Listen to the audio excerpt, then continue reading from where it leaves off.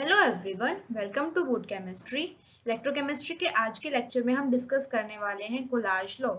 Last video में हमने discuss किया था लिमिटिंग मोलर कंडक्टिविटी के बारे में, और हमने जाना था कि limiting molar conductivity is nothing but the maximum value of molar conductivity. Means वो वैल्यू जिसके ऊपर हम बोलते हैं कि इनफाइनाइटली अगर आपने डाइल्यूट सॉल्यूशन लिया है, उसकी जो मोलर कंडक्टिविटी होती है उसी को हम बोल देते हैं लिमिटिंग मोलर कंडक्टिविटी, और उसको हम रिप्रेजेंट करते हैं ई नॉट एम से या फिर लैम्डा नॉट एम से। ये जो आपको क्वांटिटी नजर आ रही है यहाँ पर, इसी से रिप्रेजेंट करते हैं।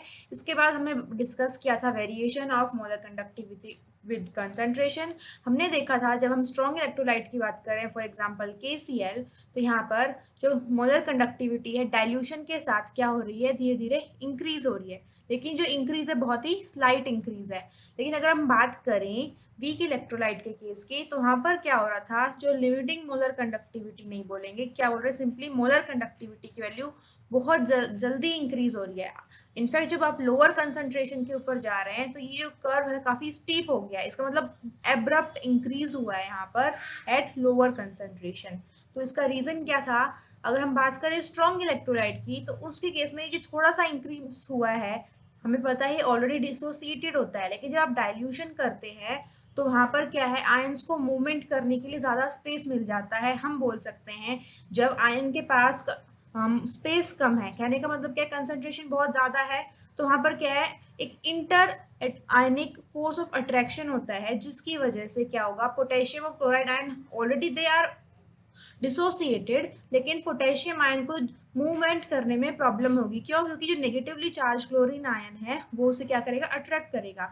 लेकिन जैसे ही आपने सॉल्यूशन को डाइल्यूट कर दिया है, तो वहां पर क्या है, अब पोटेशियम आयन और क्लोराइड आयन काफी दूर है ऑलरेडी, और काफी दूर होने की वजह से अब अगर आप मूवमेंट की बात करें तो जल्दी मूवमेंट होगी, और अगर मूवमेंट जल्दी होगी तो कंडक्टेंस भी ज्यादा होगी, तो मोलर कंडक्टेंस भी ज्यादा होगी।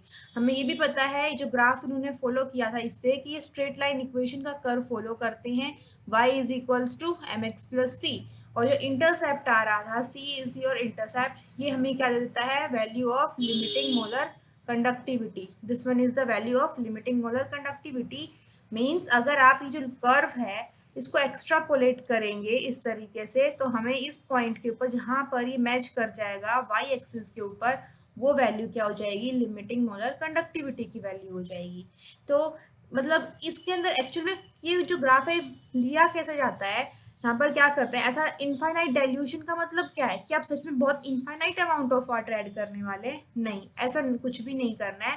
हम क्या करते हैं, कुछ रीडिंग्स नोट करते हैं। हमने क्या किया, कंसंट्रेशन को थोड़ा सा डिक्रीज किया, थोड़ा सा डाइल्यूट किया और रीडिंग नोट की। इसके लिए कंडक्टिविटी जो है उसको मेजर करने के लिए हम क्या कर रहे हैं, एक कंडक्टोमीटर यूज करते हैं। तो जो उसकी जो रीडिंग आएगी, मान लीजिए वो रीडिंग यहाँ पर आ गई किसी गिवन कंसंट्रेशन पे, उसके बाद आपने उसमें और वाटर ऐड किया तो उसकी कंसंट्रेशन डिक्रीज हो गई, फिर वो रीडिंग कुछ इधर आ गई। अब इस तरीके से दो तीन रीडिंग्स ली, और इस तरीके से जो रीडिंग्स आ गई वहां से क्या किया, एक line, straight line curve add कर दिया इस तरीके से। तो ये स्ट्रेट लाइन ड्रॉ कर दी है, और इसको जब आप एक्स्ट्रापोलेट कर देंगे, अब मैं क्या कह रही हूँ, यहाँ पे आपको बहुत ज्यादा अमाउंट ऑफ वाटर ऐड नहीं करना है एक्सपेरिमेंटली, सिंपली आपने दो तीन रीडिंग ली डाइल्यूट करने के बाद, और उसके बाद क्या किया, जो ग्राफ मिला उसको डायरेक्टली उस लाइन को एक्स्ट्रापोलेट किया इस तरीके से, और जिस पॉइंट के ऊपर ये वाई एक्सिस के ऊपर मीट कर रही है वो क्या हो जाती है, limiting molar conductivity, which is represented by this quantity E naught M. ठीक है, तो मीन्स हम बोल सकते हैं कि जो ये स्ट्रॉन्ग इलेक्ट्रोलाइट है उसके केस में तो हमने लिमिटिंग मोलर कंडक्टिविटी देख ली, लेकिन प्रॉब्लम किसके साथ होती है, वीक इलेक्ट्रोलाइट के साथ। अब आप एसिटिक एसिड की बात करें यहाँ पर, तो एसिटिक एसिड के केस में क्या है, आप ये ग्राफ कितना ही आप डाइल्यूट करते जाएं सॉल्यूशन को, लेकिन यहाँ पर इसको आप एक्स्ट्रापोलेट करेंगे तो कहीं इन्फिनिटी पॉइंट के ऊपर जाके कहीं मिलेगा वाई एक्सिस पे। ऑलमोस्ट आप यहाँ पर देख रहे हैं स्ट्रेट लाइन से ही हो रहा है पैरेलल टू वाई एक्सिस। तो यहाँ पर क्या है, ये इन्फिनाइट पॉइंट पर जाके मिलेगा। तो वीक इलेक्ट्रोलाइट के केस में हम उनके लिए ई नॉट एम कैसे कैलकुलेट करेंगे, यानी कि लिमिटिंग कंडक्टिविटी कैसे कैलकुलेट कर सकते हैं। एटलीस्ट हम इस जो ग्राफ का एक्स्ट्राप्लोटेशन वाला मेथड है वो तो यूज नहीं कर सकते। तो अब बात करते हैं कि इसका सॉल्यूशन किसने दिया। इसका सॉल्यूशन हमें मिला collage law of independent migration of ions. ठीक है। तो उन्होंने क्या बताया, उन्होंने ये कहा कि कोई भी आयन है, मान लीजिए मैं बात कर रही हूँ पोटेशियम क्लोराइड की, तो पोटेशियम क्लोराइड के अंदर एक के पॉजिटिव आयन है और एक क्लोराइड आयन है। तो उन्होंने कहा कि एक आयन की स्पीड दूसरे आयन के ऊपर डिपेंड नहीं करती है। मतलब क्या है, बेशक मैं पोटेशियम क्लोराइड ले लूँ या फिर मैं ले लूँ सोडियम क्लोराइड NaCl, ठीक है, तो इसके अंदर भी क्लोराइड आयन प्रेजेंट है। या फिर मैंने ले लिया लिथियम क्लोराइड LiCl, तो इसके अंदर भी क्लोराइड आयन प्रेजेंट है। तो इन तीनों के तीनों सॉल्ट सॉल्यूशन के अंदर आप अगर एनायन की स्पीड चेक करेंगे कि एनायन की वजह से जो माइग्रेशन की स्पीड है वो हमेशा सेम आई। क्यों हुआ ऐसा? क्योंकि क्लोराइड आयन की जो स्पीड है वो केटायन के ऊपर डिपेंड नहीं करती। मतलब कि हर आयन की अपनी एक मोबिलिटी होती है, अपनी एक स्पीड होती है, वो उसके काउंटर आयन के ऊपर डिपेंड नहीं करती है।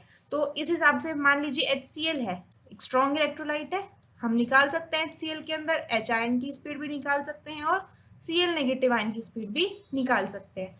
तो यहाँ पर Cl नेगेटिव की पता है, H आयन की भी पता है। ओके, तो अब H आयन की स्पीड क्लोराइड आयन की स्पीड के ऊपर डिपेंड नहीं करती है। इतना में पता चल गया। चलिए तो अब हम बात कर लेते हैं कोलार्ज लॉ की, और कोलार्ज लॉ से हमें क्या पता चलता है। तो ये है स्टेटमेंट कोलार्ज लॉ की। इन्होंने बात की है लिमिटिंग मोलर कंडक्टिविटी, यानी कि molar conductivity eight infinite dilution. क्या है इनकी स्टेटमेंट? स्टेटमेंट देखते हैं। Limiting molar conductivity of an electrolyte can be represented as a sum of individual contribution of the anion and cation of the electrolyte। मतलब क्या है इसका कि अगर आप बात करें किसी भी सॉल्ट की या किसी भी इलेक्ट्रोलाइट की मोलर कंडक्टिविटी की, कुछ नहीं है, सिंपली आपको क्या करना है, जो इंडिविजुअल एनायन या केटायन है उनकी जो मोलर कंडक्टिविटी है उनका एडिशन करेंगे तो हमें क्या मिल जाएगी, मोलर कंडक्टिविटी मिल जाएगी। ठीक है, या फिर उसकी आप दूसरी स्टेटमेंट है, इसे भी यूज कर सकते हैं। इसका क्या है देख लेते हैं।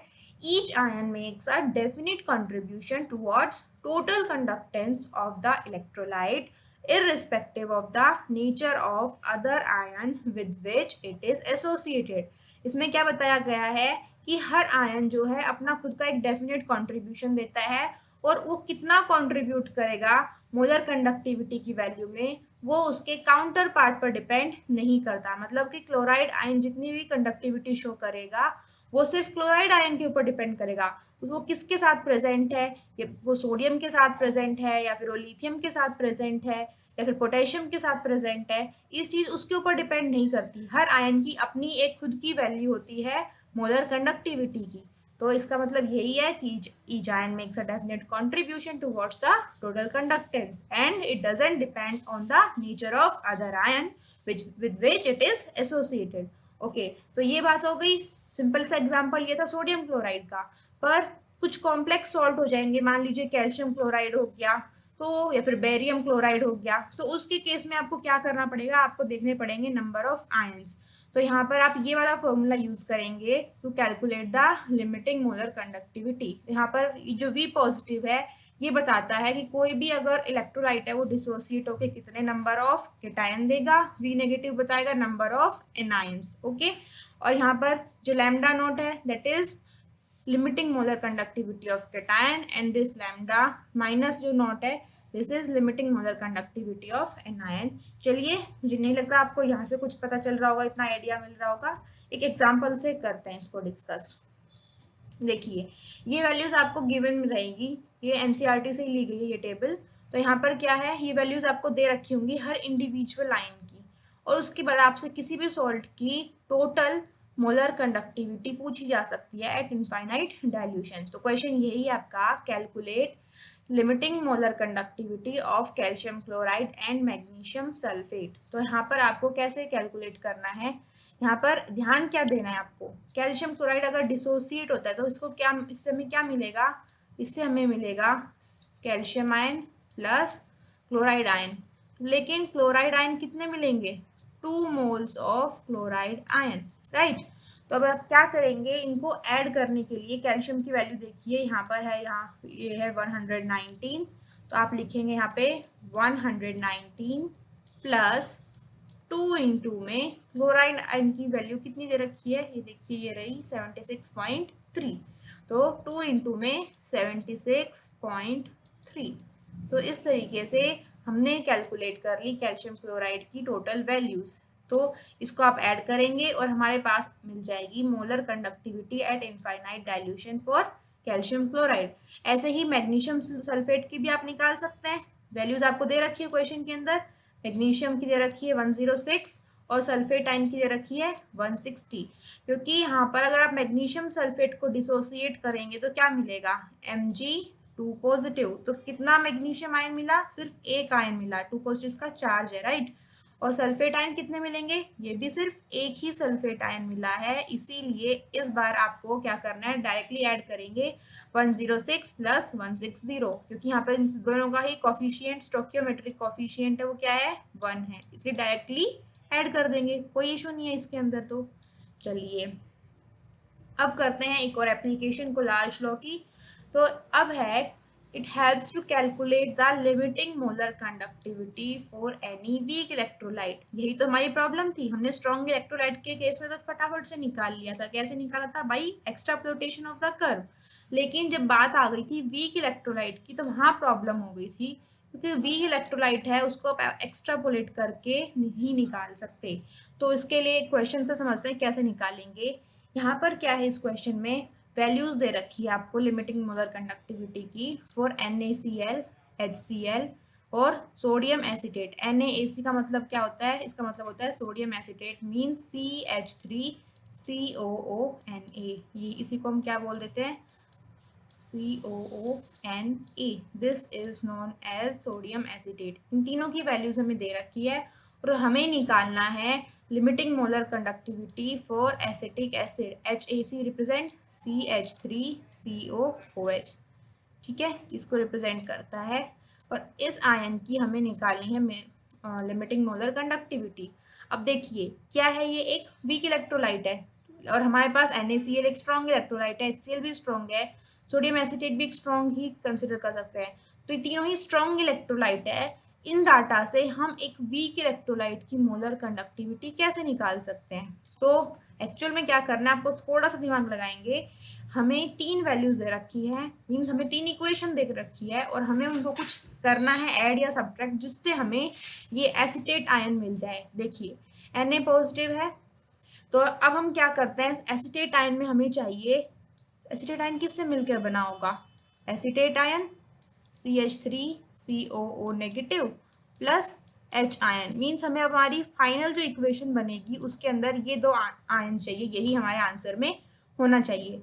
तो आप देखिए जो हमें गिवन वैल्यूज है इसमें एसिटेट आयन किसके अंदर है, यहाँ पर सोडियम एसिटेट के अंदर है। मतलब सोडियम एसिटेट किससे बना हुआ है, वो बना हुआ है CH3COO negative plus Na positive. तो एक तो ये वैल्यू हमें चाहिए ही, क्योंकि हमें फाइनल आंसर में एसिटेट आयन आ रहा है। प्लस और हमें क्या चाहिए, H आयन चाहिए। ये कहाँ पर मिल रहा है, यहाँ पर देखिए HCl के अंदर है, मीन्स इसको भी हमें क्या करना पड़ेगा, ऐड करना पड़ेगा। कर देते हैं। HCl ऐड करने का मतलब क्या कर रहे हैं, हम H आयन को अलग से ऐड कर रहे हैं प्लस क्लोराइड आयन को अलग से ऐड कर रहे हैं। ओके, अब सोडियम एसिटेट की वैल्यू भी दे रखी है हमें, लेकिन यहाँ पर ये देखिए हमें जो फाइनल आंसर में एक तो ये वैल्यू चाहिए एसिटेट आयन की और दूसरी क्या वैल्यू चाहिए, H आयन की। मीन्स ये Na पॉजिटिव एक्स्ट्रा है हमारे लिए और Cl नेगेटिव भी एक्स्ट्रा है। तो अब क्या करें, हमें NaCl की वैल्यू भी दे रखी है, तो हम क्या कर सकते हैं, माइनस कर सकते हैं NaCl की value, minus Na positive and minus Cl negative. तो यहाँ वैल्यू जब आप सब्ट्रैक्ट करेंगे तो हमें फाइनल आंसर के अंदर आ जाएगा acetate ion plus H ion, तो ये तो कैंसिल हो जाएगा और क्लोराइड आयन से ये क्लोराइड आयन कैंसिल, और फाइनल आंसर क्या मिला हमें, acetate ion plus H ion. ठीक है, सिंपली हमें क्या किया है, इसका मतलब ये जो 2 वैल्यूज है इनको तो ऐड किया है और यहाँ पर NaCl वाली वैल्यू है इसको सब्ट्रैक्ट कर दिया, बस यही कर रखा है। तो चलिए देख लेते हैं इसका सॉल्यूशन। ये देखिए क्या कर रखा है इसके अंदर, यहाँ पर हमें ये वैल्यू चाहिए थी फाइनल आंसर के अंदर, तो इसमें क्या किया, HCl को ऐड किया, सोडियम एसिटेट की वैल्यू को ऐड कर दिया और NaCl की वैल्यू को इसमें से माइनस कर दिया। बस तो हमें जो डाटा दे रखा था इन्हीं के साथ हमें करना है, बस सारी वैल्यू सब्स्टिट्यूट की और हमारा फाइनल आंसर आ गया, दैट्स इट। चलिए एक और एप्लीकेशन देखते हैं। It helps to calculate degree of dissociation of weak electrolyte. तो degree of dissociation of weak electrolyte जिसको हम अल्फा से रिप्रेजेंट करते हैं, क्या फॉर्मूला होता है? It is equals to molar conductivity of any solution at any concentration divided by limiting molar conductivity. Means limiting molar conductivity क्या है? मैक्सिमम वैल्यू है ये तो, राइट ये तो है मैक्सिमम वैल्यू, और ये जो लैम्डा एम है ये है molar conductivity eight any concentration. तभी तो हमें पता चलेगा डिग्री ऑफ डिसोसिएशन। मान लीजिए आपके मार्क्स पूछ लिए जाएं कि आपके कितने मार्क्स आए हैं, तो क्या किया जाता है? मान लीजिए आपके 7 आए हैं, तो आउट ऑफ 10 तो मैक्सिमम वैल्यू नीचे रखते हैं, और फुल जो भी आपने कैलकुलेट किया है योर कंसंट्रेशन वो कहाँ पे होती है? न्यूमरेटर में। सेम यहाँ पर किया हुआ है, maximum value of molar conductivity उसको आपने डिनोमिनेटर में रखा, और this is your molar conductivity eight any concentration, तो ये ऊपर आ गया न्यूमरेटर में। तो चलो क्वेश्चन देखते हैं। कंडक्टिविटी ऑफ 0.001028 मोल पर लीटर, तो ये क्या हो गई? ये क्या दे रखा है हमें? कंसंट्रेशन दे रखा है, सी दे रखा है ये, this is your concentration. Acetic acid is 4.95, but ये जो वैल्यू दे रखी है आपको 4.95, ये क्या दे रखी है? ये हमें दे रखी है कापा। ध्यान से देखिए, ये हमें कंडक्टिविटी दे रखी है, मोलर कंडक्टिविटी नहीं दे रखी है। तो this is your kappa, right. और ये है हमारा C. Now calculate its dissociation constant. और अब यहाँ पे डिसोसिएशन कांस्टेंट को हम रिप्रेजेंट करते हैं के ए से, इसको मैं अभी आपको बताऊंगी।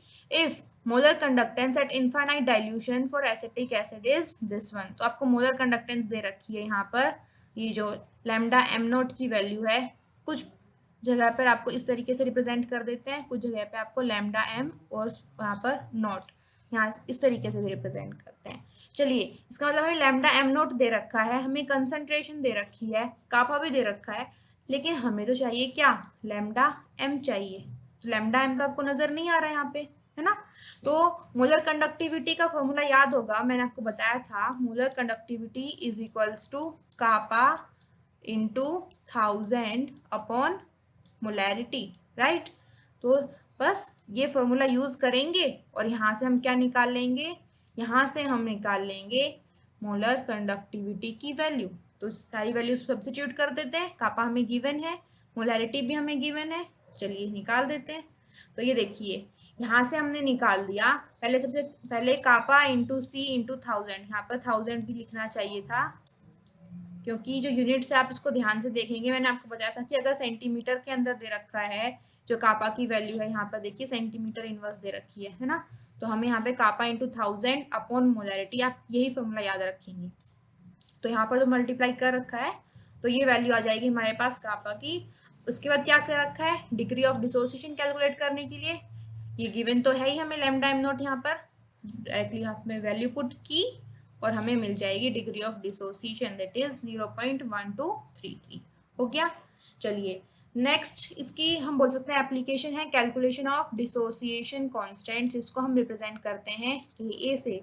डिसोसिएशन कांस्टेंट है, ये आपने 11th में भी किया था। कोई भी वीक इलेक्ट्रोलाइट है, फॉर एग्जांपल मैं ले लेती हूँ एसिटिक एसिड CH3COOH, ठीक है। जब आप इसको डिसोसिएट करते हैं तो एक इक्विलिब्रियम एग्जिस्ट करता है और यहाँ पर बनता है एसिटेट आयन CH3COO नेगेटिव और H ion plus H ion. तो अगर हम बात करें यहाँ पर एट एनी टाइम T, ठीक है, अगर T इक्वल टू 0 की बात करें तो यहाँ पे इसकी कंसेंट्रेशन C है, दिस वन इज 0 एंड 0। लेकिन एट एनी टाइम T की बात कर रहे हैं तब क्या हो रहा है? इसकी कंसेंट्रेशन क्या हो जाती है? C इंटू 1 माइनस एल्फा, और यहाँ पर क्या हो जाएगी? इसकी कंसेंट्रेशन एसिटेट आयन बन जाएगा C alpha, concentration of H ion will be C alpha.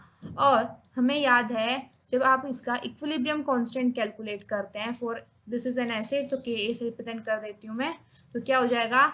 Is equals to concentration of product, और प्रोडक्ट में क्या है? यहाँ पर एसिटेट आयन है और H आयन है, तो concentration of your product mean CH3COO negative ion multiplied by concentration of H ion upon concentration of acetic acid, right. तो बस अब हमें वैल्यू सब्स्टिट्यूट करनी है, तो वैल्यू सब्स्टिट्यूट कीजिए। तो क्या आएगा यहाँ पर, इसकी जगह आपने रखा C alpha multiplied by C alpha upon में सी इंटू 1 - अल्फा, ये वैल्यू है ना एसिटिक एसिड की कंसंट्रेशन की, तो ये वैल्यू सब्स्टिट्यूट कर दीजिए सी into 1 - alpha.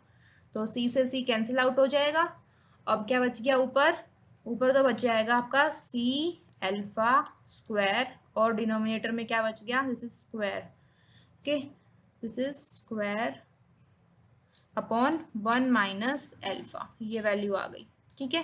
This is your के ए। अगेन अगर हम बोल सकते हैं अगर अल्फा की वैल्यू बहुत कम है then we can neglect alpha as compare to 1।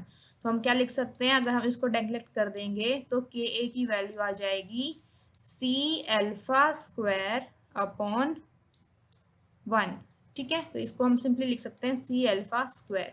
तो ये वैल्यू आ जाएगी हमारे डिसोसिएशन कांस्टेंट की, ठीक है। तो अभी जो हमने लास्ट क्वेश्चन किया था उसमें डिसोसिएशन कांस्टेंट भी पूछा गया था, है ना। कंडक्टिविटी दे रखी है यहाँ पर इस क्वेश्चन के अंदर, कंडक्टिविटी की वैल्यू है 4.95 × 10⁻⁵ कापा दे रखा है यहाँ पर, कंसंट्रेशन दे रखी है, और हमने लास्ट क्वेश्चन के अंदर निकाला भी था। यहाँ से अल्फा की वैल्यू हमने कैसे कैलकुलेट की थी, by dividing lambda M upon lambda M naught. ये लास्ट क्वेश्चन वाला, ये बिल्कुल जस्ट यहाँ पर देखिए, ये अल्फा की वैल्यू आ गई है 0.1233, ठीक है। तो अब हमें क्या करना है, हमें निकालना है डिसोसिएशन कांस्टेंट मींस के ए। तो क्या हो गया इसका formula, C alpha square upon 1 - alpha. ये फॉर्मूला कैसे आया, मैंने अभी अभी आपको बताया यहाँ पर, ये रहा यहाँ पर C alpha square into 1 - alpha. अब क्या करना है, सिंपली वैल्यू पुट कर दी है और हमारे पास आंसर आ जाएगा, ठीक है। अल्फा हमने निकाला ही अभी, कितना आया अल्फा की वैल्यू, अल्फा इज योर 0.1233, ठीक है। अभी जो लास्ट क्वेश्चन से निकाला था, सिंपली वैल्यूज पुट की और हमारे पास क्या आ जाएगा, हमारे पास आ जाएगा यहाँ से dissociation constant. So this is the value of dissociation constant. तो इस तरीके से कोलाज लॉ के ऊपर बेस्ड न्यूमेरिकल्स आते हैं, बहुत ईजी है, आप थोड़ी सी प्रैक्टिस करेंगे then you will be able to solve it. Thank you.